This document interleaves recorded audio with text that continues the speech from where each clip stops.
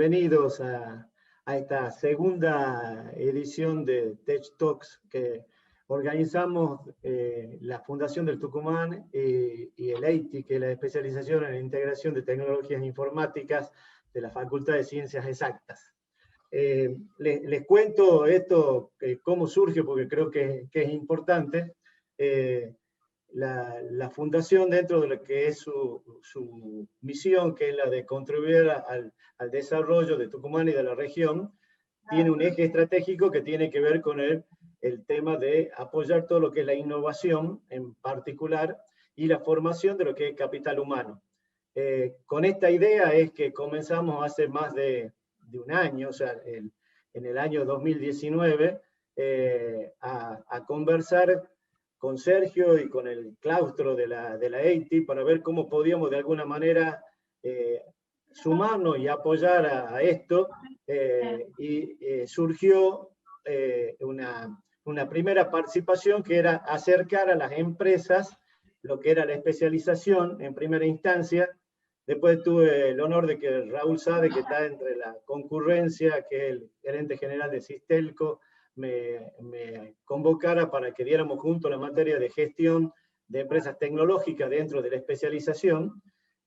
Y el año pasado, charlando sobre ideas nuevas que podíamos hacer, se nos ocurrió esto de armar estas charlas donde pudiéramos de alguna manera acercar a jóvenes que están trabajando en lo que hace al tema de tecnología, desarrollando sus empresas en muchos casos, o trabajando dentro de empresas de tecnología, para que compartieran con nosotros cómo llegaron a donde están, qué son las cosas que los movilizan. O sea, la idea es conocerlos a ellos en primera instancia, y después que sí nos cuenten desde ya entrando en un tema más técnico, en qué están precisamente trabajando. Porque entendemos que puede ser muy útil para todo lo que estamos acá en Tucumán y para los que de alguna manera también queremos descubrir hacia dónde se está yendo, acercar ese tipo de experiencias.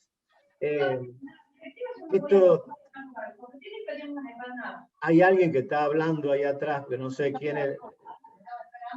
Fíjate.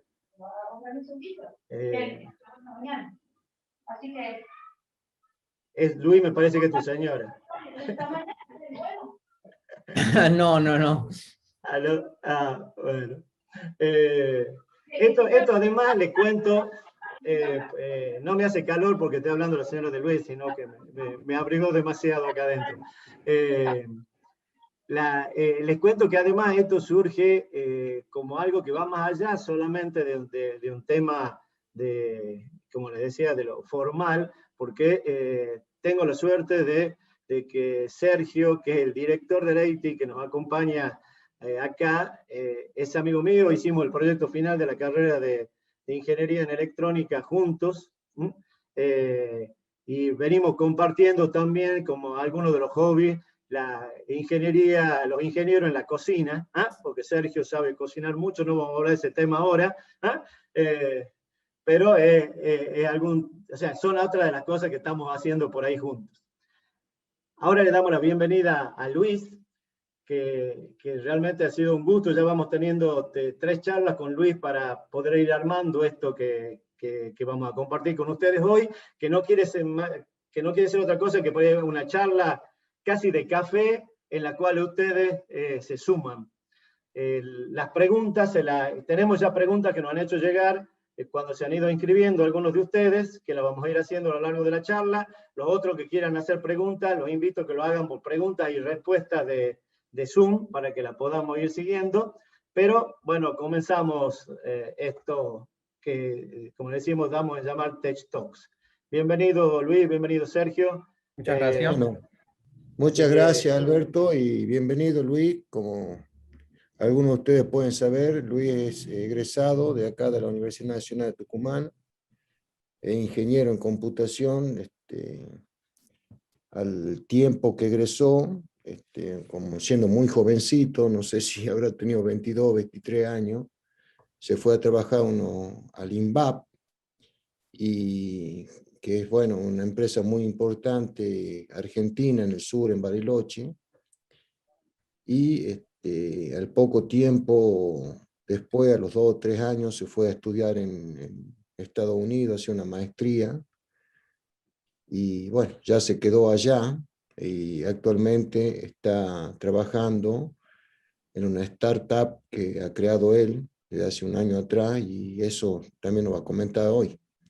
Así que muchas gracias, Luis, desde nuestra facultad, desde la Universidad Nacional de Tucumán, por brindarle su espacio. Sabemos que es una persona muy atareada. Cuando queremos sacar una cita con Luis, nos contacta en WhatsApp con una agenda en la cual tengo que encontrar un huequito ahí para ver cuándo podemos hablar.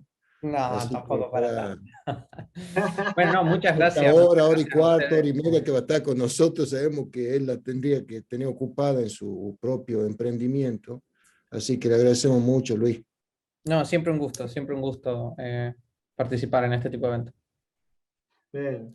Bueno, Sergio ya empezó a contar algo respecto de vos, pero la primera pregunta es, a pesar de que he visto que hay varios que te saludan, parece que se han juntado tu grupo de amigos, en vez de juntarse a comer un asado, se han juntado a escucharte hoy día también, digamos. Sí, Así parece. que, pero bueno, contanos un poco, digamos, quién sos, digamos, para los que no te conocen. Bueno, nada, soy egresado de la universidad, he hecho mi carrera de ingeniería en la UNT, en ingeniería en computación, y bueno, después de eso, muchas de las cosas que, bueno, que ha contado Sergio, después de eso me fui a trabajar en INVAP, trabajé 2 años haciendo en proyectos que eran relacionados con software para radares. Estábamos en ese momento trabajando en radares meteorológicos, que después se han terminado en esa época se estaba adaptando o renovando la infraestructura de radares meteorológicos en la Argentina, entonces era un proyecto que apuntaba a reemplazar toda la tecnología de radares meteorológicos de la Argentina, y se iban a instalar 13 radares en ese tiempo. Y yo trabajé en ese proyecto por 2 años. Básicamente hemos terminado el prototipo y se han hecho las primeras instalaciones y ahí justo me salió a mí una beca que me había inscrito para ir a estudiar a Estados Unidos. Y me había inscrito en esa beca porque pensaba aplicar seriamente a la beca al año siguiente. Entonces quería empezar, porque pensaba que no me lo iban a dar, y pensaba que empezar con el proceso para entender cómo funcionaba y el año siguiente tener una aplicación que sea mejor. Pero salió ese año justo y bueno, terminamos apurando los planes para, para darle adelante con esa oportunidad, así que me vine para acá.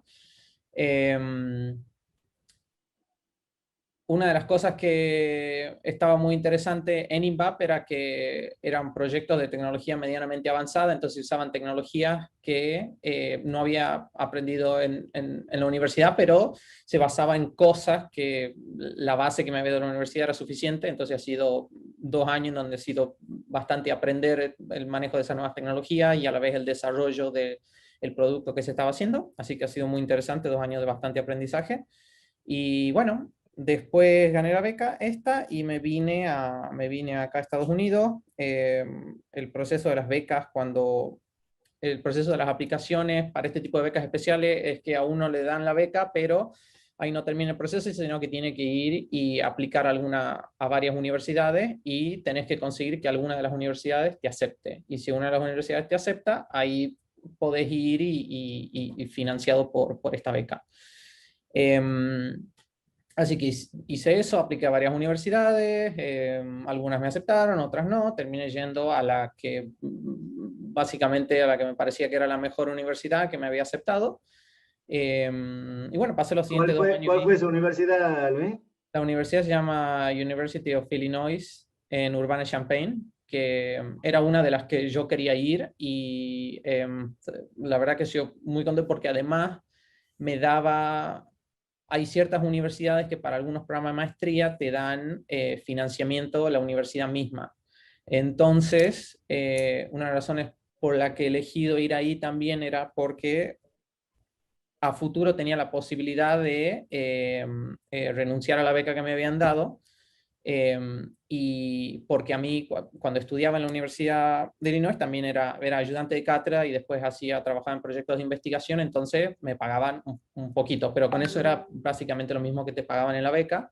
Entonces me daba la oportunidad de, durante esos años, vivir con lo que me pagaba la universidad y no depender de la beca. Y terminó resultando ser de que encontré la oportunidad para quedarme, porque justo después de eso han salido oportunidades de trabajo, y lo que he terminado haciendo es renunciar a la beca y devolver la plata que me había dado la beca, en gran medida gracias a que no he necesitado usar esa plata para nada. O sea, esa plata, como me venía de la beca, por suerte y por cómo se habían dado las cosas en la oferta que tenía de esta universidad, no la he terminado usando, y eso me ha dado la chance de quedarme.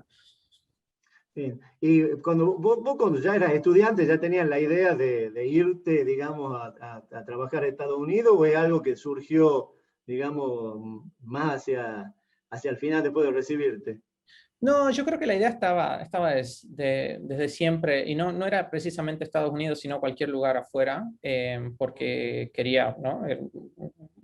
Quería ver cómo era la educación afuera, cómo eran las cosas distintas, y también el tema de viajar siempre me ha interesado. No había viajado tanto, era como que era algo que quería hacer. Y esta no es la primera beca a la que había aplicado un montón de becas antes. De hecho, en tercer año en la facultad había aplicado una beca para ir a Francia, que no salió, y después otras becas para ir a Europa, que no salieron, y así. Y bueno, encontré esta, que era para Estados Unidos, y como les contaba antes, no... Yo creo que Luis, con esto que nos está comentando, es una gran enseñanza para los alumnos. Acá hay muchos alumnos que lo están escuchando a usted. Y el hecho de que, digamos, un fracaso o, digamos, un tropezón no lo tiene que desmotivar. Muy por el contrario, acá estamos viendo su ejemplo, que ha seguido insistiendo y ha conseguido no solamente la beca, que ha sido una beca Fulbright, que es de la Embajada de Estados Unidos, una beca muy competitiva porque a nivel nacional, creo que a nivel Latinoamérica también aplica esa beca, sino que bueno, después tuvo que acceder a una universidad de primer nivel, como era de Urbana-Champaign, que en el área nuestra de tecnología, de electrónica, de ciencia de datos, de computación, de arquitectura, de computadoras, es primer nivel mundial, o sea, es era una de las top 10, no sé cómo estará ahora, pero era una universidad muy prestigiosa. Ahí, Alberto, vos que sos ingeniero viejo como yo, es donde has hecho la maestría el recientemente fallecido ingeniero Doncelli. Ah, mira vos. Ajá. Así Sí, un que, profesor bueno, nuestro creo que es en muy electrónica. interesante lo que está dejando sin querer Luis en su mensaje de que, bueno, hay que insistir y que sale, ¿no? Sí, Mira, sí, y ha sido, y yo creo que lo importante o lo que me sirvió es que después de mandar aplicaciones a becas distintas, uno ya se vuelve mejor haciendo eso, ¿no? Y a la hora en la que, y también por eso era que el primer intento que he hecho en esta beca en particular era, bueno, a ver, voy a ver cómo es el proceso, sé que tengo muy pocas chances, pero voy a ver cómo es el proceso, para el año que viene ya sabe exactamente qué hacer y está mejor preparado, y también... entonces, eso te ayuda a que con el tiempo vas preparando mejor las cosas, ¿no? Como todo, se va aprendiendo. De la misma forma que uno aprende, no solo tiene que aprender la materia, sino también tiene que aprender a rendir al examen, y así con más exámenes vas teniendo más experiencia, con esto pasa lo mismo. Y también una cosa muy importante es que los profesores, Sergio, no sé cuántas cartas de recomendación me ha hecho Sergio, por lo menos me debe haber hecho 10, porque entre que No, aplicaba no, no, esa... no, no se confunda, Luis, era la misma carta para todos los alumnos. El profesor le cambia el nombre, el apellido nomás. Sí, sí, sí, bueno, pero por ahí le tenía que llegar un mail, ¿no? Que tenía que ir No, ahí no, a hacer... mentira, Luis, mentira, le Y hacía bueno, entonces, personalizada las cartas. eso las cartas, he tenido, bueno, varios profesores me han hecho distintas cartas para distintas becas, y eso es importante. Entonces uno también ya va agarrando como más cancha, sabiendo cuál es el tiempo que demora los profesores en armar las cosas, entonces sabe que no tiene que ir último momento y pide ya más las cosas con tiempo, y como que vas agarrando cancha en eso. Pero sí, la beca que me ha salido debe de haber sido la beca, no sé, número 5 a la que he mandado. Y la primera aplicación que debe haber hecho debe haber sido una porquería, obviamente, porque uno no sabe. pero uno va aprendiendo, uno va aprendiendo. Está bien. Fíjate que el tema es que yo creo que todo lo que hemos pasado, estamos asociados a la tecnología, uno de los sueños es ir a trabajar o a aprender más, digamos, donde se genera la tecnología, digamos. Esa era la cuestión. Lo que por ahí es una pregunta que yo incluso se la hice varias veces en los viajes que hice llevando a empresarios a Silicon Valley. Se le hacía a los ingenieros con los que encontraron, che, pero vos cuando viniste para acá, ¿era para hacer una experiencia y volver o era ya con la idea de quedarte? Y he tenido distintos tipos de respuestas, ¿no? O sea, te hago la misma pregunta a vos cuando te fuiste. Te decía, che, yo acá voy a quedarme a vivir. ¿Vos tenés la idea de quedarte a vivir o tenés la idea que en algún momento volver para acá, para Argentina?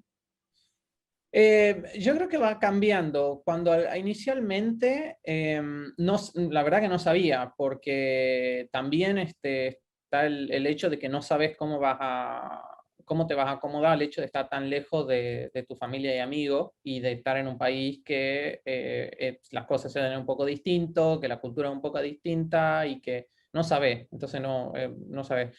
De hecho, o sea, no sabía exactamente si es que me quería quedar o no en el momento que me he venido, y ha sido justamente esto que he dicho, a ver, ¿cómo puedo dentro de las posibilidades que tengo tener la mayor cantidad de posibilidades en el futuro? Entonces por eso he elegido también esta universidad, porque me daba esa opción, ¿no? De que si yo no quería depender de la beca, bueno, porque a ver, la beca tenía ciertos requerimientos de que una vez finalizada la beca vos tenías que volver a Argentina y pasar 2 años en Argentina y ciertas cosas. Entonces, a mí me parecía bien. De hecho, yo tenía pensado volver, había hablado con o sea, tenía una idea de que era muy probable que termine volviendo, y cuando estaba en INVAP había hablado con mi jefe, le había dicho, mira, yo me quiero ir, quiero hacer esto, pero la verdad es que me gustaría volver. Entonces me ha dicho, y como que trató de dejar las cosas como para volver, pero estando acá, hay muchas cosas que me han ido gustando en cuanto a la tecnología y el acceso a trabajar en proyectos tecnológicos avanzados que por ahí va a ser más difícil de encontrar en Argentina. Entonces, con el tiempo y también con el hecho de que me he dado cuenta de que acá también te vas, si bien no es lo mismo, seguís estando lejos de tu familia y amigos, que eso es el eterno lado negativo que tiene de vivir afuera. Te vas haciendo amigos acá y vas conociendo gente, y eso hace de que vivir afuera sea llevadero, digamos. Y al año, por ejemplo, año y medio después, justo también he hecho una pasantía después del primer año de estar acá, que ha sido en Tesla, que en ese momento estaba trabajando en el autopilot, que era buenísimo el proyecto, muy interesante, y he visto cómo era la primera experiencia laboral que tenía afuera. Y me gustó mucho lo que he visto, me gustó mucho cómo trabajan las empresas, la forma en la que se desarrolla tecnología acá, y de a poco me he ido haciendo la idea de que estaba bueno quedarse. Y también la otra razón con la que ya he dicho, bueno, ya está, esto pinta bien, es cuando, porque yo me he venido, mi novia estaba en Bariloche cuando yo me he venido, y a ella le salió la beca al año siguiente. Entonces, cuando a ella le salió la beca al año siguiente y sabía que ella iba a venir para acá, ya también como que cambió mucho más la cosa, porque sabía de que podíamos armar para quedarnos un tiempo como una buena posibilidad. Entonces, las cosas como que se han ido desarrollando, y hemos ido viendo que las oportunidades que teníamos en cuanto a desarrollar tecnología avanzada acá eran bastantes, y bueno, hemos empezado a hacer los planes para quedarnos, porque ha sido bastante trabajo en el sentido de que esto de devolver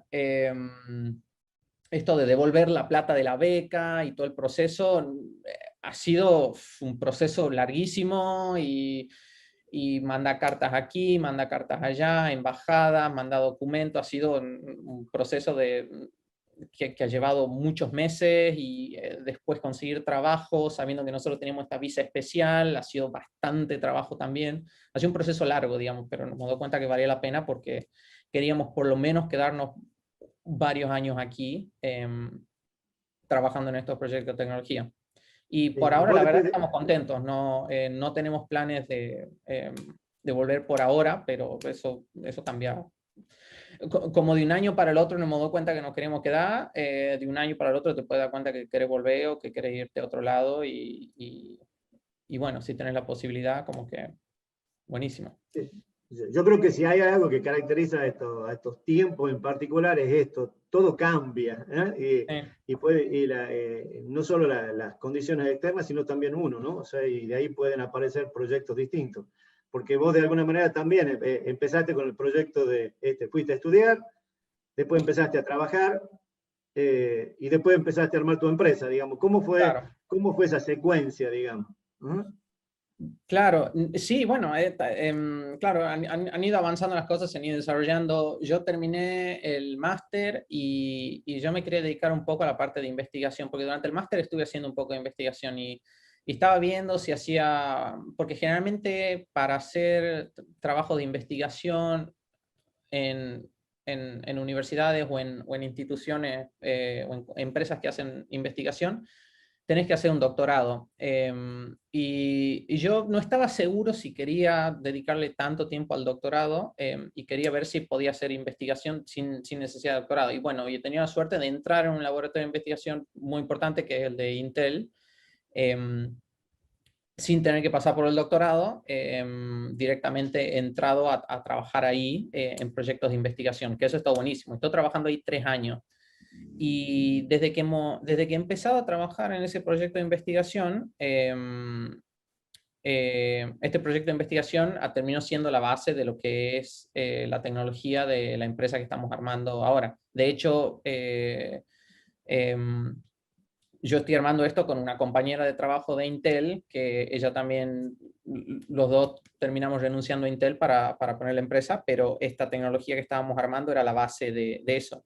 Y por ahí la razón por la cual hemos decidido irnos de Intel era porque Intel si bien tiene laboratorios de investigación en el lado del software, es más orientado a hardware. Intel es una empresa que fabrica chips y vende chips y el 90% del revenue viene de fabricar y vender chips. Entonces, si bien tiene divisiones importantes de software, no es el core del negocio. Y nos estaba costando, nosotros estábamos trabajando en un proyecto que le veíamos medianamente buen futuro y nos estábamos dando cuenta que nos estaba costando empujar ese desarrollo de software dentro de la empresa, porque es una empresa que tiene, nosotros estamos haciendo una base de datos, hay una empresa que no tiene verdaderamente tanto interés en una base de datos. Entonces hemos dicho, bueno, esto es una buena oportunidad o sea, si queremos que este proyecto llegue a algo, incluso no sabemos si este proyecto en algún momento llegará a algo, ¿no? Porque estamos en la fase en donde estamos viendo si vamos a poder productizar esto y estamos en la etapa de pruebas de concepto y estamos haciendo pilotos con clientes, viendo verdaderamente si esta idea tiene sentido comercialmente, pero nos hemos dado cuenta de que si queríamos explorar la idea de que eso pase, lo teníamos que hacer afuera de Intel. Entonces, por eso ha sido la idea de armar una empresa afuera. Y desde 2019, de fines de 2019 que estamos trabajando con esto.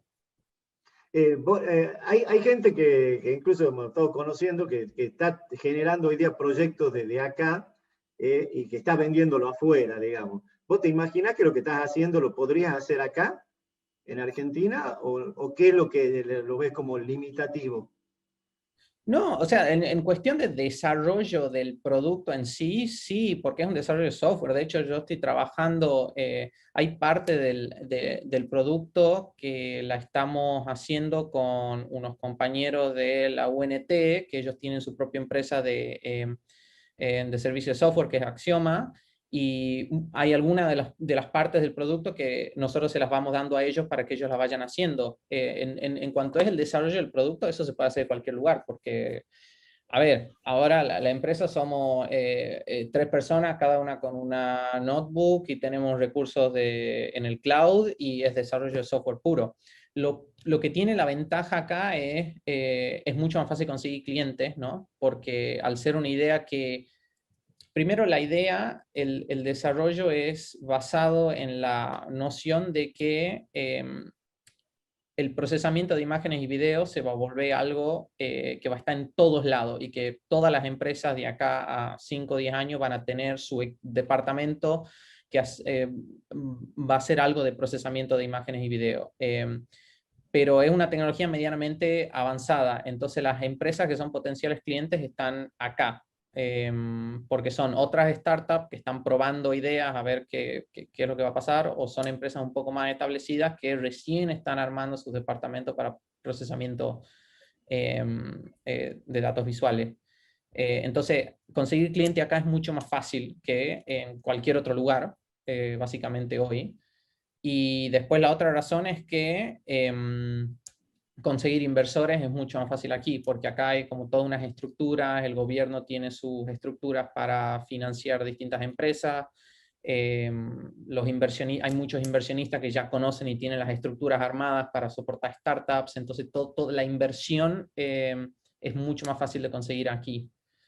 Eso es más en la parte del desarrollo del negocio, pero la parte del desarrollo de productos eso se puede hacer de cualquier lugar.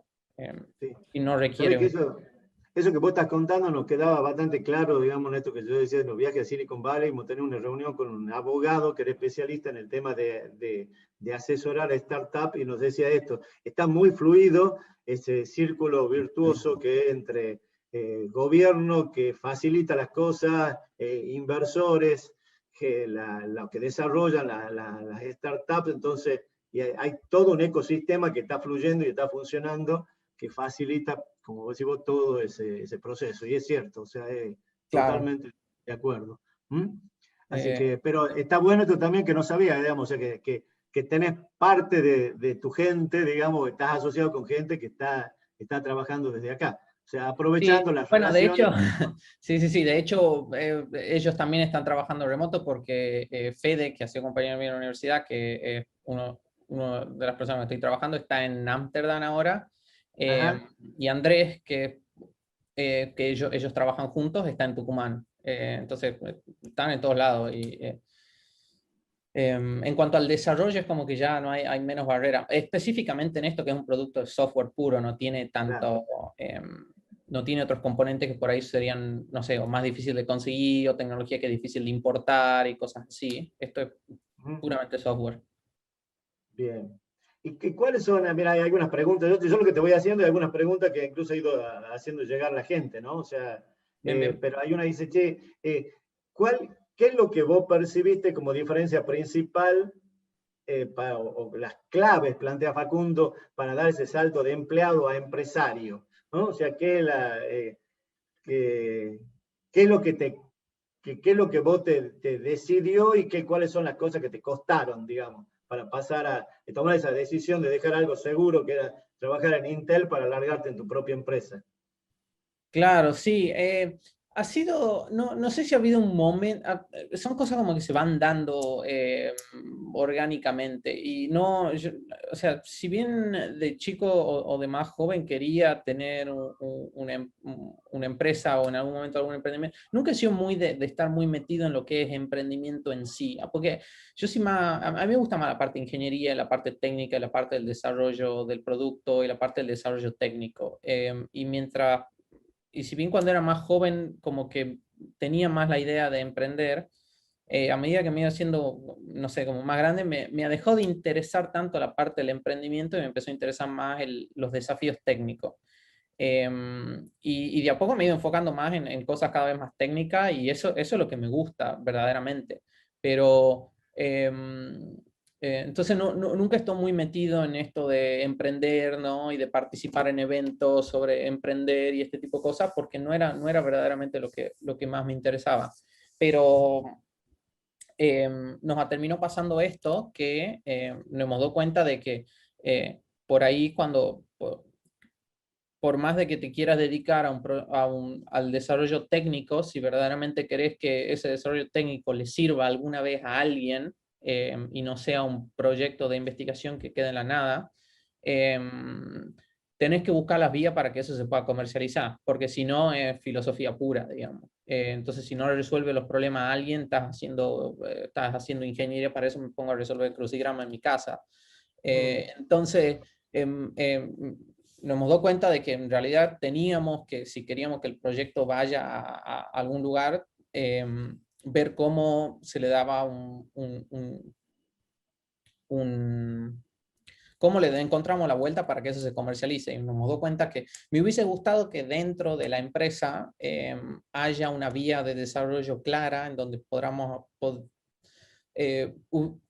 hubiésemos podido conseguir recursos internamente para desarrollar el producto, ¿no? Y llevarlo a algo, pero no ha sido el caso por el tipo de empresa que era. Entonces las opciones eran o me voy a otra empresa a ver si puedo hacer esto. Hay otras empresas que lo hacen. O en este caso ha sido, bueno, a ver, por ahí la mejor opción que nos queda es probemos, hagamos esta empresa, probemos, veamos qué se da, aprendamos en el proceso, aprendamos cómo se transiciona un proyecto que está en un laboratorio y que lo usan solo los que lo han desarrollado a un proyecto que puede llegar a la gente y lo pueden usar, digamos, tiene sentido para otras personas.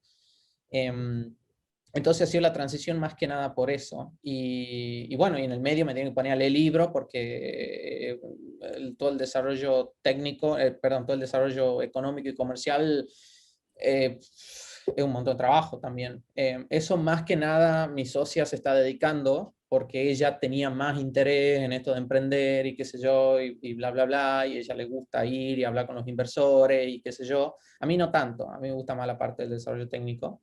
Pero bueno, como cuando empezás algo así tan chiquito y tan de abajo, tenés que hacer todo. Entonces estamos haciendo todo.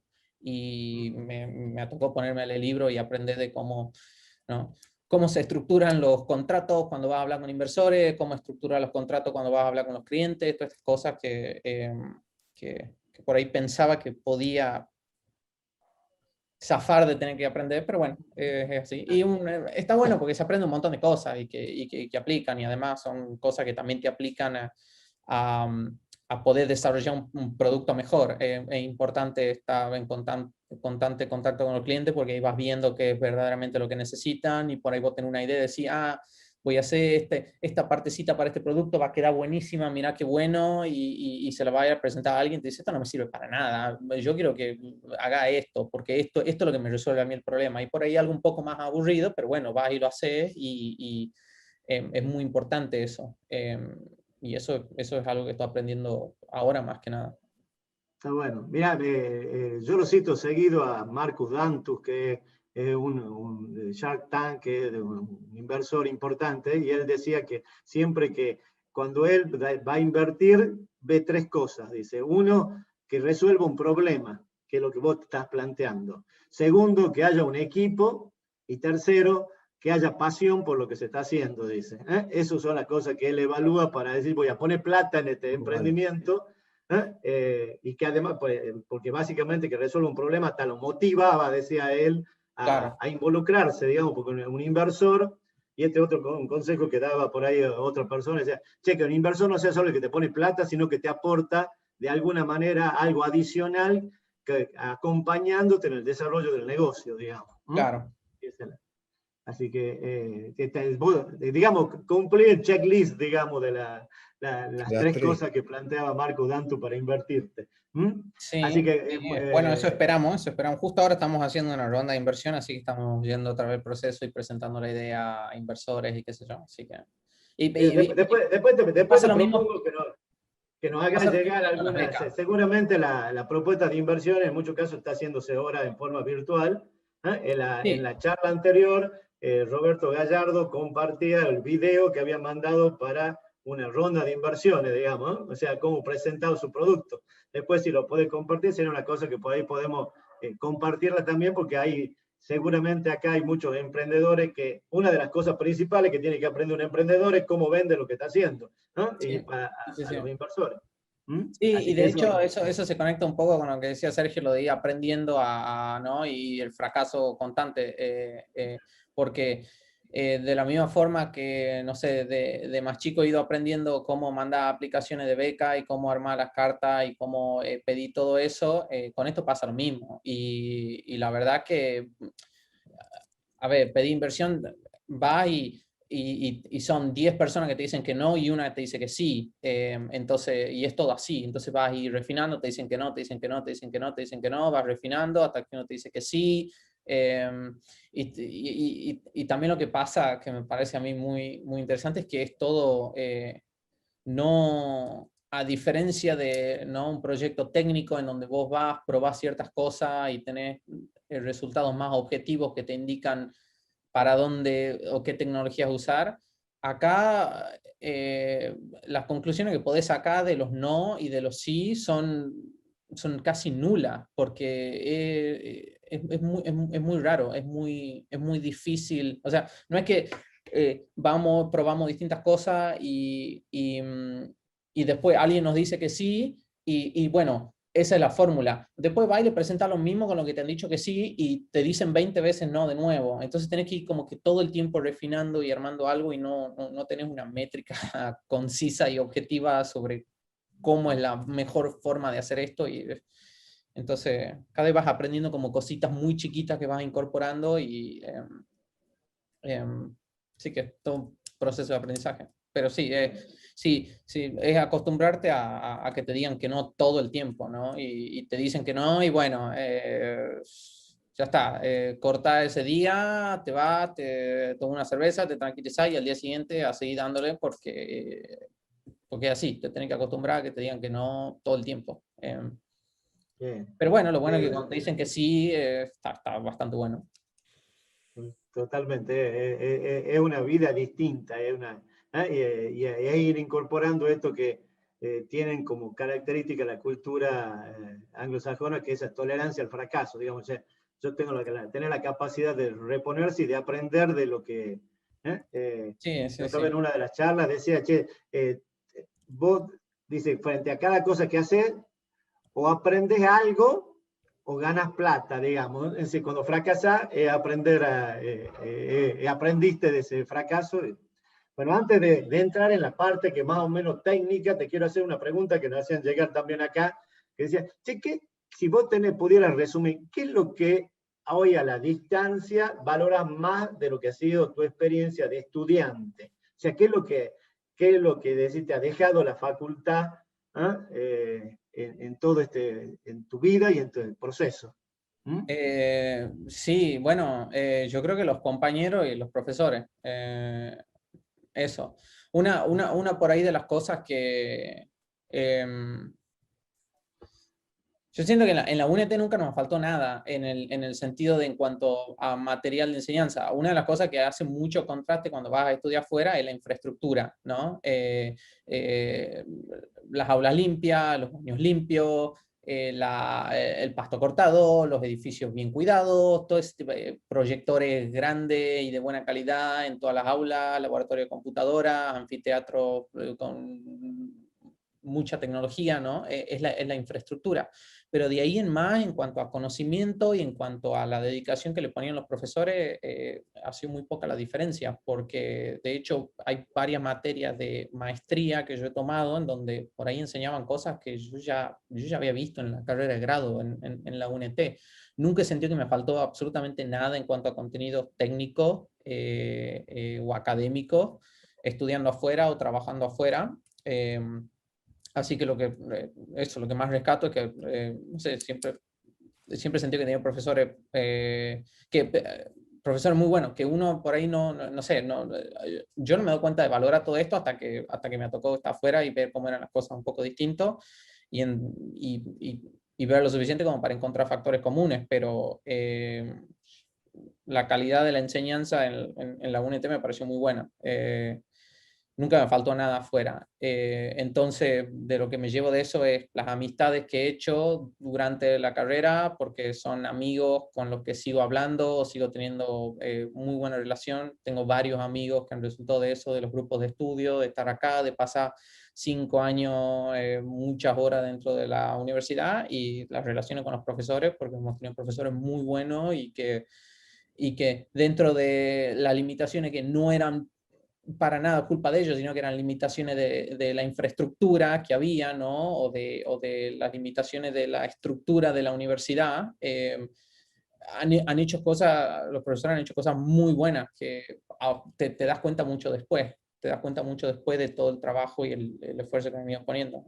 Y eso, no sé, eso cada vez que alguien me pregunta eso, se lo digo, no lo estoy diciendo ahora porque está Sergio acá y nada por el estilo, pero... No, sinceramente, Luis, me enorgullece escucharlo de usted a eso, porque bueno, sabemos que el nivel de la educación en Estados Unidos en estas áreas de tecnología es excelente, y es algo que yo muchas veces le digo a mis alumnos, que cuando vayan a estudiar afuera o a trabajar afuera, se van a dar cuenta que tienen una formación muy buena, y que lo único que fracasamos nosotros, quizás sea por un tema netamente económico, es la infraestructura que tenemos. Pero, por ejemplo, hay muchos estudiantes nuestros que han ido a estudiar en Francia, en esas becas que hay de Arfitec, y bueno, ellos mismos me decían, mira, aquí lo que aprendemos en la Universidad Nacional de Tucumán es equivalente o mejor que lo que se está viendo en Francia.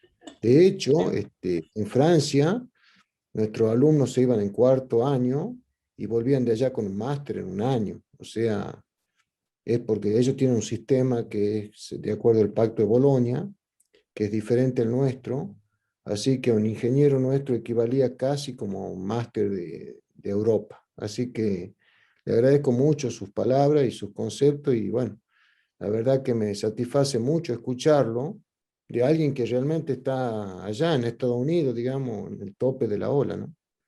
Sí.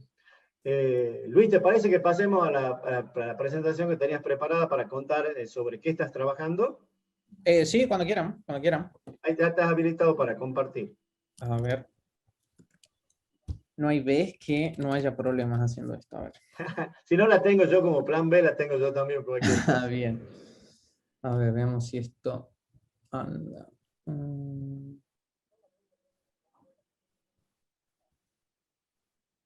Uy.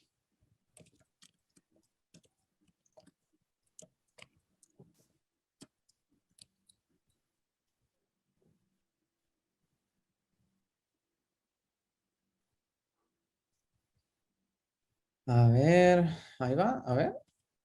Esto parece que está por andar. Mira vos. Ahí está apareciéndolo ahí. Se debería ver la pantalla Sí, señor. Ahí y estamos. se debería ver la presentación. A ver, ¿se ve? Sí, perfecto. Sí, perfectamente. Qué maravilla. Bueno, sí, la idea es más que nada un poco alto a nivel de escribir cuál es la idea detrás de el proyecto que estamos armando y cuál es la motivación un poco de eso y contarles cuáles son las tecnologías que se usan, pero sí, preguntas más que bienvenidas, así que y podemos ir al nivel de profundidad dependiendo de las preguntas que vayan haciendo. Básicamente, los que rápidamente le voy a contar es un poco de cómo se hace Machine Learning para análisis de imágenes y video. Machine Learning básicamente es, de alguna forma, enseñarle a las computadoras a que puedan hacer cosas lo más parecido a lo que lo hacen los humanos posible, ¿no? Y eso es una rama de la inteligencia artificial que viene desde hace muchos años. Muchas de las técnicas que se están usando ahora para hacer análisis de video se han desarrollado en los 60, por ejemplo, pero no había la capacidad de cómputo como para probarlas bien y generar aplicaciones que tengan sentido comercialmente, pero estas ideas vienen de hace mucho tiempo, y en ese momento era de ciencia ficción, y es increíble cómo ahora muchas de las cosas se están traduciendo a aplicaciones reales que funcionan e impactan en la vida de gente todos los días. Hay muchas aplicaciones que ahora se están dando cuenta que tienen la capacidad de cómputo y las tecnologías y las técnicas para extraer mucha información sobre datos visuales. Datos visuales son imágenes o videos, ¿no? O sea, básicamente en vez de a través de otros sensores extraer cierta información, el sensor que se está usando es el sensor de la cámara, ¿no? Se lee la luz que le pega a ese sensor y se genera una imagen, ¿no? Eso es una imagen, es un sensor que captura la luz que le pega al sensor, como de la misma forma que funcionan los ojos, y ver cómo se puede extraer información de eso. Y hay muchas aplicaciones, ¿no? Por ejemplo, en agricultura inteligente lo que se está haciendo ahora es con drones o también con maquinaria que funcionan por tierra, que van sacando fotos, se establecen distintas zonas en donde se aplican distintos productos y esto, a ver, yo no entiendo nada de agricultura, ¿no? Entiendo más de la tecnología que funciona encima de eso, pero lo que se hace es a través de procesamiento de datos visuales, que es a través del procesamiento de la información que viene de las cámaras, se toman ciertas decisiones para optimizar la agricultura. De hecho, hay un amigo mío, Rafael, que tiene una empresa que hace específicamente esto, que se llama Eficatia, que trabajan con drones y hacen imágenes y toman decisiones y hacen ciertas cosas dependiendo del el análisis que le dan esas imágenes. Y a mí me parece eso muy interesante. Hay otras aplicaciones, después la aplicación más común es con autos autónomos, ¿no? En donde a través de la cámara se pueden detectar todas las cosas que tenés a la vuelta y, bueno, ayudado con también muchos otros sensores. Le podés dar la capacidad a un auto que se maneje solo en las calles, ¿no? Y es una tecnología que está muy, muy interesante. Yo detesto manejar, no me gusta, me aburre. No veo las horas que tengamos autos que se manejen solos. De hecho, Soledad, ¿no? Está trabajando específicamente en eso, así que sería bueno que se apure. Y, y después lo otro también es otro ejemplo de aplicaciones son imágenes médicas. Actualmente se capturan una cantidad enorme de datos de imágenes médicas que los médicos no tienen tiempo humano para procesar. Y la situación va a empeorar porque cada vez tenemos mejores sensores, cada vez tenemos mejor tecnología para hacer imágenes médicas, pero tenemos cada vez menos tiempo de médicos para ir a analizar toda esta información. Entonces es muy importante de que las máquinas, ¿no? Las computadoras puedan empezar a analizar toda esa información y sirvan por lo menos al principio como un primer filtro, ¿no? Entonces va sacando, no sé, radiografía de todo y la radiografía te hace un análisis y te dice, mira, acá potencialmente hay un problema o acá encuentro algo que no reconozco, que no me parece normal. Esto que lo ve el médico, pero esta otra, esta es normal, no hace falta ver más. Entonces sería muy bueno para la medicina contar con esta capacidad y sobre todo en ciertos países, porque lo bueno es que esta tecnología la podés escalar a todo el mundo. Entonces podés tener un país que no tiene el desarrollo médico, el desarrollo académico en cuanto a medicina, ¿no? O no hay suficientes médicos disponibles para la cantidad de gente que hay, pero poner máquinas a procesar esta información es prácticamente gratis una vez que tenés la tecnología andando. Entonces es muy importante que se siga trabajando en esta tecnología y que se la desarrolle porque va a llevar medicina de la más avanzada a lugares en donde antes no se podía, ¿no? Porque Acá, Luis, hay hablar una de tecnología pregunta. infinitamente. Sí. Hay una pregunta relacionada con el tema de las imágenes médicas que dice si se puede trabajar con aplicaciones de imágenes médicas en formato DICOM. Ah, sí. Esa debe ser una amiga mía que... sí, el DICOM es un formato de imágenes médicas. Es básicamente un protocolo que se ha establecido para transferir imágenes médicas entre distintos dispositivos. Por ahí la pregunta va orientada a si nuestro producto trabaja con ese tipo de formatos específicos. La respuesta es no, porque nuestro producto es una base de datos que es agnóstica de la aplicación que estás corriendo encima. Y DICOM es un formato que es muy específico para imágenes médicas. Nosotros soportamos otro tipo de formato que son genéricos. Entonces, pero lo que se puede hacer, generalmente los archivos DICOM, que son los archivos con lo que cada vez que se hace una radiografía o alguna imagen médica digital, termina en este formato, pero este formato es más que nada un contenedor. Entonces ese contenedor vos lo podés separar en los distintos archivos que terminan siendo PNG o generalmente PNG porque tienen que ser, no tiene que haber compresión, no tiene que haber compresión lossy, no tiene que haber compresión que pierda el dato, porque hay distintos tipos de compresiones. Pero básicamente lo que nosotros hemos trabajado con aplicaciones médicas y lo que hacíamos era descomponer esos archivos para que sean en el formato en el que puedan entrar a nuestra base de datos. Y la razón por la que no soportamos archivos específicos es porque no queremos tener funcionalidades que sean para aplicaciones específicas, pero Perfecto. tener funcionalidades que sean generales para cualquier aplicación que quiera usar base de análisis de imágenes. Entonces, son como cosas más generales, digamos. Perfecto. En cuanto a la descripción de imágenes, también es una tecnología que va avanzando y de hecho avanzó muchísimo en los últimos años, que es la capacidad de extraer cuáles son los objetos o extraer alguna información sobre el contenido de una imagen, ¿no? Entonces, primero se ha empezado usando ciertos algoritmos en donde se podían identificar ciertos objetos, ¿no? Como personas, perros, se pueden hacer una clasificación de ciertos objetos. Después la tecnología ha ido avanzando un poquito más y refinándose un poquito más, en donde ya detectamos los objetos y las ponemos en cajita y sabemos en qué parte de la imagen está cada objeto, y después eso avanza un poquito más en donde se hace algo que se llama segmentación, en donde básicamente se marca cada píxel en la imagen y vuelve a decir, este píxel corresponde a esta información semántica en la imagen, ¿no? Entonces, por ejemplo, en el tercer caso acá, hay algoritmos que te dicen, mira, estos píxeles corresponden al fondo. La verdad que no es información no tan importante, ¿no? Entonces te voy a poner todos esos píxeles en verde y el resto de los píxeles ya no es a nivel de cajita, sino que a nivel de píxel dónde está cada objeto, ¿no? Y todo eso ha ido mejorando muchísimo y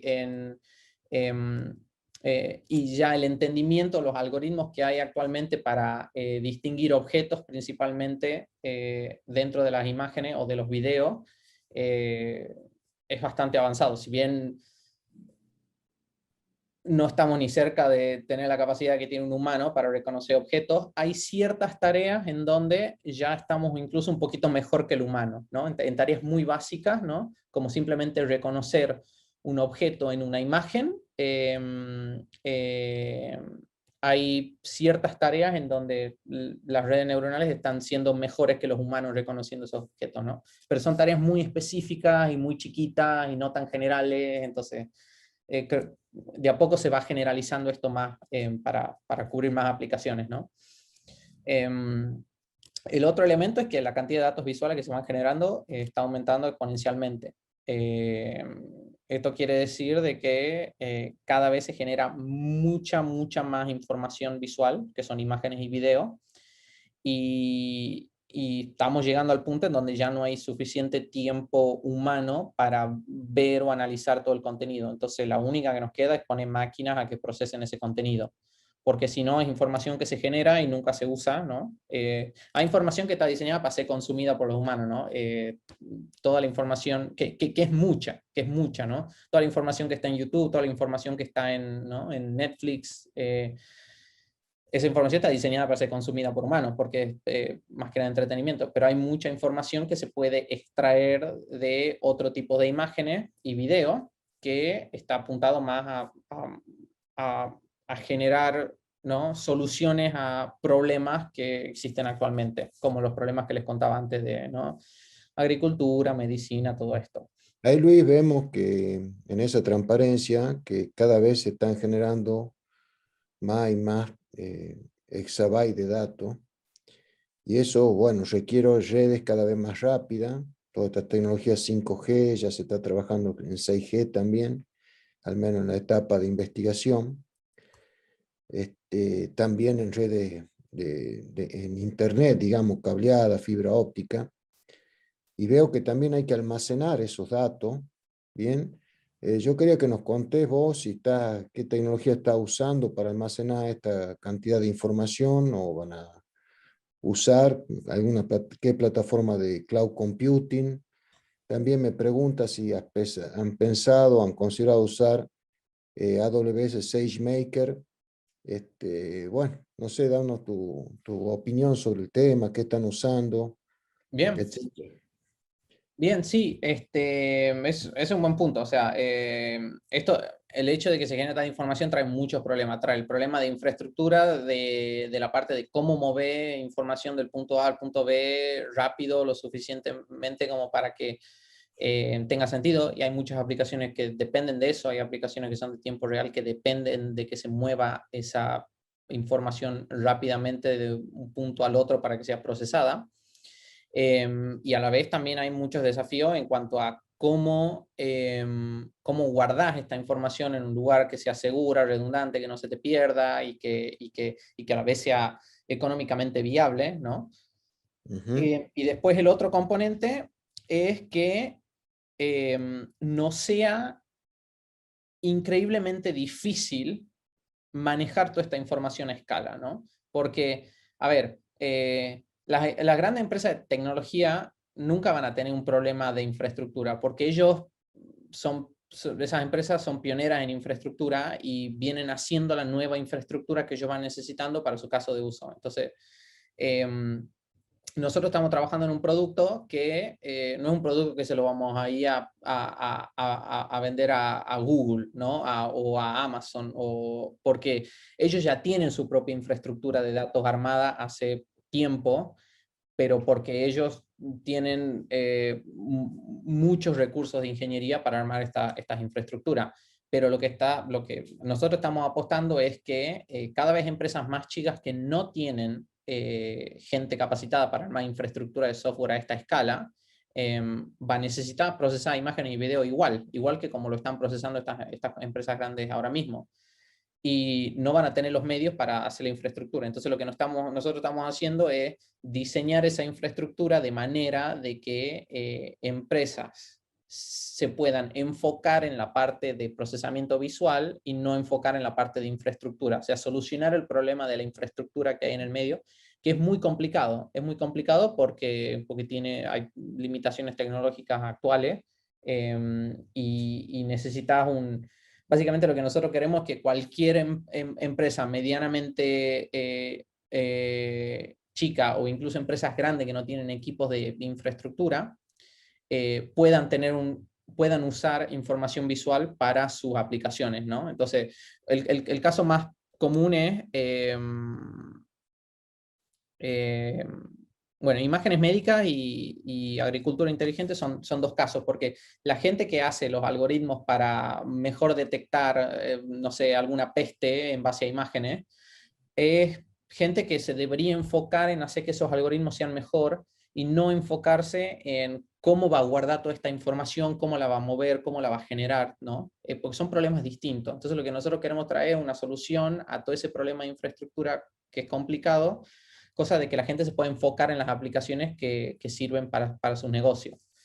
Nosotros la tecnología que estamos usando, bueno, en cuestión de base de datos, estamos armando nuestra propia base de datos porque lo que estamos haciendo es una base de datos que está diseñada, actualmente hay muchas bases de datos, ¿no?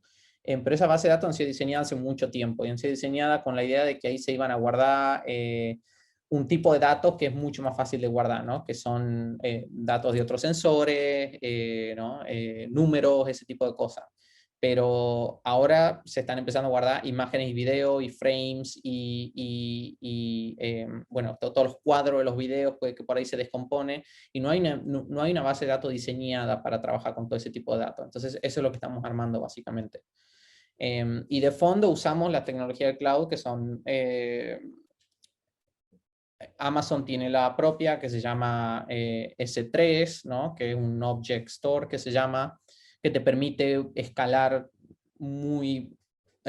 permite escalar mucho, pero guarda objetos que uno no puede hacer mucho con esos objetos, solo puede guardar un objeto y pedir un objeto, y no funciona como una base de datos, no puede hacer búsquedas complicadas ni nada de eso. Y en cuanto a la pregunta de SageMaker, de la forma que nosotros vemos es que SageMaker es una herramienta que te permite a vos definir un flujo en donde cómo la información se va a ir procesando en distintas etapas, ¿no? Y distintos algoritmos que van a ir aplicando distintos procesamientos a medida que esa información se va moviendo. De la forma que nosotros lo vemos es que la infraestructura que está debajo de SageMaker, una de las opciones es la base de datos que nosotros estamos armando, porque esto está diseñado para que vos puedas mover, traer imágenes y hacer ciertas operaciones en las imágenes que va a permitir que armar ese flujo de información sea mucho más sencillo. Perfecto. Bueno, y nada, estoy hablando mucho de redes neuronales y cómo funcionan, quería dar como un vistazo muy general.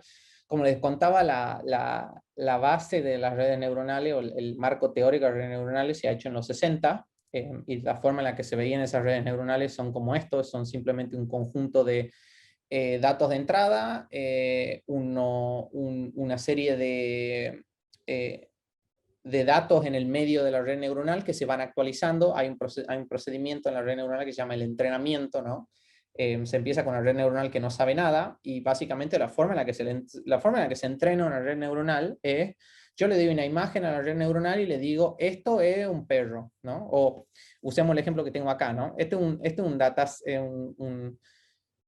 un dataset, un conjunto de datos que se usa para entrenar redes neuronales, que básicamente lo que tiene son números escritos a mano. Entonces, la red neuronal que funciona acá, lo que se hace es se le pasa toda esta información, se le pasan estos píxeles de la imagen, así crudo, a una red neuronal y se le dice, mira, esto que te tuve por pasar acá es un 6. Entonces, vos decime, acomodate internamente para que cuando yo te pase algo parecido a esto, vos me digas que es un 6, ¿no? Entonces, esa es la etapa de entrenamiento, ¿no? Uno le pasa el 6 y le dice, mira, esto es un 6. Y después le pasa un 1 y le dice, mira, esto es un 1. Y después le pasa un 9 y le dice, esto es un 9. Entonces, los pesos que se llaman internamente acá, que tiene la red neuronal, se van acomodando en base al entrenamiento que va recibiendo, y mientras más iteraciones pasan, mejor se vuelve la red neuronal. Y llega un momento donde la red neuronal ha aprendido y vos le das un número, no sé, le das cualquier imagen, esto es un 7, y la red neuronal ya internamente sabe computa que eso es un 7, ¿no? Y acá, y esto es muy básico, esto de lo más básico que hay, como les decía, estas redes neuronales así que se llaman fully connected, el marco teórico se desarrolló en los 60 y recién en los últimos 20 años, porque la capacidad de procesamiento lo permitía, se la han empezado a usar. Y por ejemplo, ahora para escribir, ¿no? Para reconocer letras a mano, las redes neuronales andan bastante bien. Y son redes neuronales que no son muy complicadas, ¿no? Y acá este gráfico muestra cómo a medida que uno va dando más ejemplos a la red neuronal va aprendiendo y haciendo una predicción cada vez mejor, ¿no? Y eso básicamente es el proceso de entrenamiento. Después, obviamente, la tecnología de la red neuronal en sí se han ido mejorando, particularmente para el procesamiento de imágenes han salido lo que se llaman las redes neuronales convolucionales, que son más complicadas y cada vez más grandes y hacen cada vez más cosas, pero el principio de base sigue siendo bastante parecido. Es un conjunto de números que se van entrenando en función de una tarea, ¿no? Y bueno, el problema que tienen las redes neuronales de este tipo es que necesitas muchos datos de entrenamiento. Por eso las empresas grandes son las pioneras en esto, porque una empresa como Google, que tiene toda la información de YouTube encima y toda la información de Google Fotos encima, pueden entrenar modelos que son de los mejores del mundo porque tienen acceso a mucha información de la gente, ¿no? Pero lo último en investigación sobre redes neuronales se está saliendo del modelo de que sea todo entrenado, ¿no? Y que vos necesites mucho dato de entrada a algo que se pueda ir aprendiendo con otros métodos en función de incentivos y cosas así. Pero para imagen esto funciona bastante bien. Acá esto es cómo funcionan las redes neuronales. Uno le da una imagen, ¿no? Acá el 8 que está abajo, y esa imagen como que se descompone y se hacen varias versiones de esa imagen, y eso va actualizando los pesos internos que tiene la red neuronal de distintas formas, y ese es el entrenamiento que pasa. Hay videos muy interesantes en YouTube si quieren aprender cómo funciona esto. Lo bueno de todo esto y en computación en general, en ingeniería en computación, es que hay mucho material online y todo está online y todo sale primero online, así que se puede aprender mucho directamente de ahí. Acá, Luis, hay un par de preguntas. Una de ellas me dicen sobre qué lenguaje de programación estás trabajando para hacer todas estas cosas. Y de otra pregunta que tengo es qué nivel de matemáticas se necesitan para hacer esta investigación, este desarrollo que estás haciendo vos. Claro, claro, sí. Bien, Los lenguajes que usamos nosotros para la base de datos es C++, todo es en C++. Y el lado de la aplicación es Python. Entonces, Python se está usando muchísimo ahora, sobre todo para hacer procesamiento para hacer Machine Learning, inteligencia artificial. Hay muchos paquetes que te hacen la vida muy fácil en Python. Entonces, todo lo que son las aplicaciones se hacen en Python y la parte de infraestructura, que es la base de datos que hacemos nosotros, es hecha completamente en C++. La otra pregunta era Sobre las matemáticas que sobre las se usan. matemáticas. Sí, bueno, todo esto, todo esto de desarrollo teórico no lo hacen ingenieros de computación, lo hacen matemáticos. Y todos estos algoritmos y todas estas cosas las hacen tipos que estudian, que están más del lado de la matemática de lo que están del lado de la computación, porque esto es matemática pura. Y en muchos casos no es matemática tan avanzada, ¿no? Esto es una red neuronal simple que te detecta algo simple como las escrituras de estas cosas, ¿no? Eso se hace con multiplicación de matrices y álgebra lineal, que es algo que uno aprende en el primer y en el segundo semestre de la universidad, ¿no? Está bueno Obviamente, saberlo eso, porque los chicos aborrecen las matemáticas y en especial las álgebras, ¿no? sí, Así que sí, sí, bueno, ahí sí, vemos las aplicaciones que tienen esas materias, bien, en sí, cosas no. tan avanzadas y tan útiles como estas, ¿no? Claro, y en red neuronal es todo álgebra, y en realidad, y es todo, y es cálculo también, porque una red neuronal en realidad no es más que la optimización de una función, ¿no? No sé, uno en la facultad aprende el método de Newton, ¿no? Que el método de Newton te Ujú. permite estimar cómo es la función dado una cierta cantidad de puntos. Bueno, acá es exactamente lo mismo, la única diferencia, no es exactamente lo mismo, pero es muy parecido. La única diferencia es que en vez de tener una función que tiene 2 parámetros, es una función que tiene 10 millones de parámetros. Entonces los métodos son distintos, pero el pensamiento de fondo y cómo van armando todos esos problemas es en base a eso. Y de hecho las redes neuronales convolucionales, se basan en algo que se llama Stochastic Gradient Descent, que no es más que una optimización de una función, ¿no? Es encontrar los parámetros de una función en donde tenés un mínimo o un máximo local en función de lo que necesite, solo que una función de muchos parámetros. Eh, y la razón por la que hay muchas cosas que hay que arreglar cuando estás entrenando redes neuronales, porque tenés que evitar de que te caigan en una solución que se llama local, que quiere decir de que no generaliza muy bien, ¿no? Porque vos podés decir que una red neuronal aprenda vos le das datos y la red neuronal va a aprender 100% cómo entender esos datos, pero por ahí le vas a dar una imagen nueva y como es distinta de los datos originales, no va a ser tan buena. Entonces hay unas cosas que por ahí las podés entrenar mal a las redes neuronales por eso, pero son las razones por las que pasa eso es porque Stochastic Gradient Descent, que es el método que se basa en eso, no te garantiza que vos vas a llegar a una solución general que va a funcionar para todos los casos. Y también por eso se están explorando otros métodos. Pero es pura matemática, pura matemática. Lo bueno es que ya hay mucho, o sea, si vos verdaderamente querés dedicarte al desarrollo de cómo hacer redes neuronales nuevas, ¿no? Arquitecturas nuevas o metodologías nuevas, y había un montón de avances, ¿no? Antes estas redes neuronales eran puramente cosas lineales, después se empezó a agregar cosas que eran menos lineales, son cosas más técnicas, pero todas las mejoras que se le van haciendo a las redes neuronales son con un trasfondo matemático importante. Perfecto, muchas gracias. Eh, y bueno, y así se empieza con, ¿no? Reconociendo caracteres y se llega a que tenés un video y podés trazar la trayectoria e identificar una persona que se va moviendo en un video porque empezás a combinar todas estas tecnologías, ¿no? Y hoy estamos en esto. O sea, hay sistemas de vigilancia que funcionan así. O tener una cámara que está viendo y no graba nada, ¿no? Y no hace falta que ningún humano vea en ningún momento nada que ha pasado porque se procesa ese video y se sabe quién es la persona, o sea, podés identificar una persona, podés identificar una cara, podés trazar trayectorias, podés hacer seguimiento, ya podés empezar a hacer todo eso. Y todo eso como que se va construyendo encima de la tecnología más básica que es, ¿no?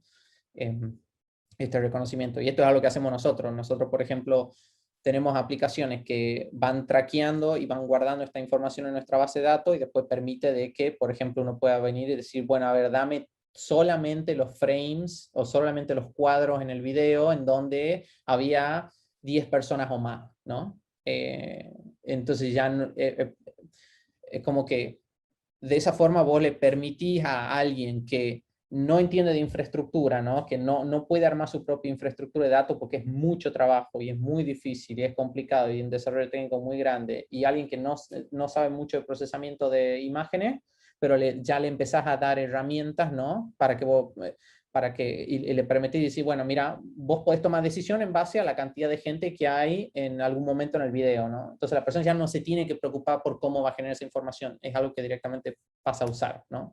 Es como, ¿no? La idea es que en un futuro, ¿no? El procesamiento de imagen y video sea esté tan embebido en todas las cosas que hacemos, como por ejemplo sumar, ¿no? Nadie sabe, o sacar una raíz, ¿no? Nadie, allá los chicos, a nadie se le enseña cómo sacar una raíz cuadrada, ¿no? Porque ya hay una máquina que lo hace. Ya tener una máquina en tu bolsillo que lo hace, ¿no? Y yo al día de hoy, yo no he tenido que aprender cómo sumo dos números en una computadora.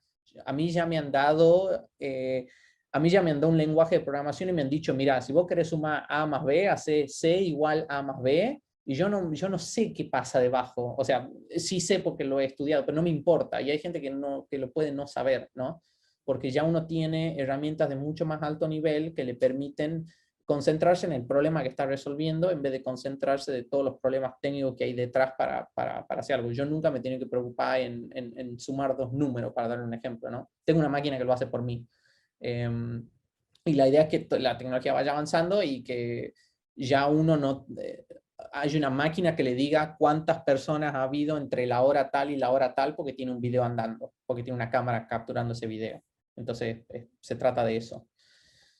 Y esto ya avanzando un montón y sigue avanzando, ¿no? Entonces ya tenemos... Lo interesante es que ahora hay ¿no? modelos de redes neuronales que uno se puede bajar de internet, como se baja una película o como se baja una imagen, se puede bajar un modelo entrenado que detecta caras, y no solo detecta caras, sino que te dice las emociones que tiene esa cara. Entonces te dice si esa cara es feliz, es triste y qué sé yo. Obviamente a veces andan bien, a veces andan no tan bien, son muy sensibles a la luz, a cuánta luz tenés en la escena y todas esas cosas, pero eso se va mejorando de a poco. Y por ejemplo está medianamente estandarizado, la detección de cara funciona bastante bien. Entonces ya podés, y como les digo, yo no sé cómo funciona la red neuronal que detecta cara, ¿no? A esta altura es algo que yo puedo bajar de internet y usar directamente. Entonces generar videos, ¿no? Y lo que hacemos nosotros es, por ejemplo, este es un video largo, ¿no? Que tiene muchas caras, pero nosotros con los análisis que le corremos encima podemos decir, bueno, dame solo los cuadros de ese video en donde hay gente con cara feliz, ¿no? Entonces te queda un video mucho más corto que vos podés como humano y analizar ese video mucho más corto, porque ya todo ese procesamiento lo hacen las máquinas. Así que está buenísimo. O por ejemplo ¿no? A tener en el lado izquierdo tenés una secuencia de video y en el lado derecho tenés solo la secuencia de video donde hay caras de personas, ¿no? Entonces tenés tenés una secuencia larga, qué sé yo, de cosas que por ahí no te interesan, a vos solo te interesa ver cuáles son los cuadros en donde hay caras. Entonces eso es el procesamiento que hoy en día ya lo puede hacer una computadora. Antes, si querías hacer, no sé, si querías sacar un corto de video de algo, ¿no? Porque tenía escenas que te interesaban, lo tenía que hacer una persona, porque sí, no hay otra. Ahora las máquinas pueden hacer eso. Entonces, eso va permitiendo que se hagan muchas aplicaciones nuevas, ¿no? Sin depender o sin tener que tener tu propio laboratorio de investigación que sea lo más avanzado en ciertas tecnologías. Y bueno, era eso, básicamente lo que les quería mostrar. Pero bueno, abierto a cualquier pregunta. Bueno, Luis, muchas gracias, excelente lo que está haciendo, excelente su experiencia, lo que nos ha mostrado también. Sí, hay muchas preguntas acá, pero no hay tiempo ya para contestarlas todas. La única que me parece que es interesante, porque se ve que está trabajando en el tema, es una persona que pregunta si ha usado TensorFlow o si para el análisis de video de deportista, o si puede dar algún consejo sobre esa tecnología o sobre esa herramienta.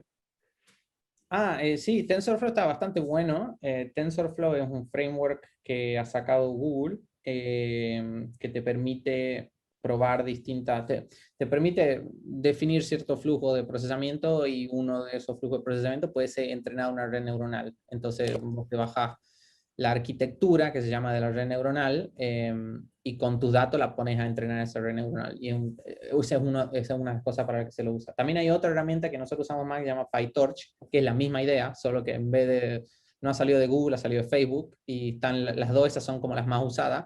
Nosotros estamos usando PyTorch más que nada porque el cliente con el que estamos trabajando internamente usa PyTorch. Pero TensorFlow funciona igual de bien, y en cuestión de... No sé verdaderamente las diferencias que hay en cuestión de funcionalidades, pero cualquiera de esas dos herramientas te sirve mucho para eso. Y eso es independiente de si querés hacer aplicaciones para analizar imágenes de deporte o lo que sea. Esos frameworks son como bastante independientes. Podés hacer análisis de imágenes médicas, podés armar podés entrar en neuronales para reconocer objetos normales, ¿no? Como persona, perro, casa. Lo que tienen estos frameworks es que son independientes de la aplicación. Te dan una herramienta que vos tenés para armar tu red neuronal. Ahora, ¿qué va a ser tu red neuronal? Cualquier cosa, ¿no? Ahora hay redes neuronales que no solo detectan objetos en video, sino que usan la información temporal que tiene el video, esa secuencia de cuadro que tiene un video, y esa información temporal se usa para determinar qué actividad está haciendo una persona. Entonces, por ejemplo, hay redes neuronales que vos le das un video y te dice, esa persona está cocinando, ¿no? O esa persona está tirando una pelota, ¿no? Pero eso está verde todavía, está más en el lado de la investigación, la ves, pero todavía no he visto aplicaciones, he visto muy pocas aplicaciones concretas, y son bastante niche las aplicaciones que he visto que hacen ese tipo de reconocimiento. Pero sí, me he ido. Pero a lo que voy es que es una herramienta más genérica, te permite hacer análisis de video de deporte o lo que sea. Es interesante, una herramienta muy interesante para aprender. Muy interesante lo que hablaste vos, Luis. Te agradecemos mucho con Alberto, y bueno, con la universidad y con la Fundación de Tucumán. Un gusto siempre. Se nota no tan solo que conoces lo que estás hablando, sino que además te apasiona, digamos, esa es la, y que es una de las cosas que era uno de los mejores mensajes. Yo creo que no hay duda de que la tecnología hoy es algo que es una de las cosas que más está movilizando los cambios, y este tema de poder acercarnos cómo se está trabajando sobre esto, realmente te lo agradecemos, Luis, y por supuesto también agradecerle a Sergio, que ha estado conduciendo una parte. Como yo digo, yo soy ingeniero electrónico obsoleto ya, entonces me convoco a los que están en la parte técnica trabajando para que me apoyen en todo esto. Así que bueno, muchas gracias Luis, muchas gracias Sergio, y a todos ustedes que se han quedado, y los invitamos para que se sigan sumando las actividades que generamos desde la Fundación y del IT con Tech Talk, para que puedan de alguna manera, que esto les sirva como disparadores para poder generar algún cambio en lo que están haciendo o en lo que están decidiendo. Y como siempre digo, si esto les gustó, recomiéndenlo, porque si les ha impactado a ustedes, pueden ustedes con el solo hecho de recomendar impactar en otras personas. Así que muchas gracias a todos y nos vemos próximamente. Bueno, muchas gracias, ¿no? Gracias. Chao Luis, chao Alberto, gracias a vos también, hasta luego. Que estén bien.